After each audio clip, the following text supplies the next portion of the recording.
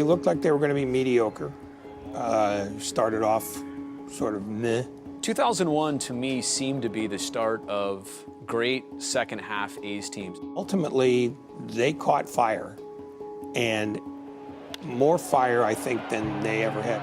The Oakland A's, the first team in baseball history to start out 10 games under and wind up with 100 victories. The A's met the Yankees in the ALDS for the second straight season. Oakland stole the first 2 games of the series in New York and came back to the Coliseum with a chance to sweep.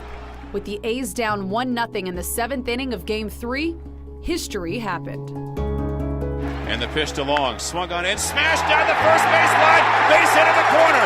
Jeremy around second, going to third. Spencer digs it out. Jeremy rounding third, they're going to try to score him. The ball rolls. Here's a pitch by Jeter, and he gets the out at the plate on a tag by Posada. And Jeter somehow was there to flip the ball back to Posada, and the inning is over. My first memory is, how the hell did he get in that position there? Jeter just magically makes a ball appear out of nowhere and then just sort of transport it immediately to home plate. And, everybody's jaw just dropped. In a game where the A's had been scoreless, this was supposed to be the breakthrough. This was supposed to be a huge turning point moment for the A's in the game, and trying to close out the series turned out to be the biggest turning point the other way in the series. And it just happened to be one of the greatest plays in the history of postseason play. And only a guy like Derek Jeter could pull that off. All those years later, I still say, slide, Jeremy!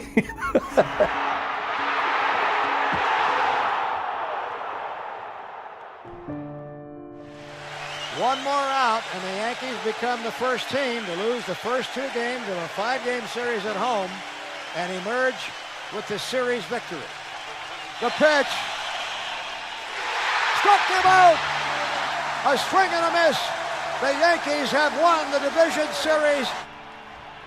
The Yankees lost to the Diamondbacks in 7 games in the World Series. But what if Jeter didn't make the legendary flip throw?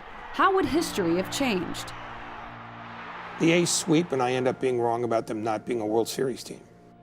2001, a weekend series against the Diamondbacks, who ultimately were world champions that year, in Arizona.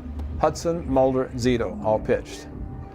In the offseason, Curt Schilling said to Mark Mulder at a golf tournament, "Thank God we didn't play you guys in the World Series, because we never would have beaten you." 2001 was pivotal. If they win, then they, you make money in World Series, and maybe keep players. And from what I heard, that with the players who left via free agency, if the A's had kept all those players together, the payroll was $200 million, based on what they got going elsewhere. So you don't win, you can't do it, you can't keep it. In the mid-2000s, yeah, maybe you think that Jeter's flip leads to the series ending, leads to the A's wanting to change things drastically. But as you get further and further away, the bigger picture stuff was probably going to happen regardless. This was the excuse. Well, we went as far as we could with this, we've got to retool. It's harder to make that case if you get to the World Series, and it's impossible to make it if you win.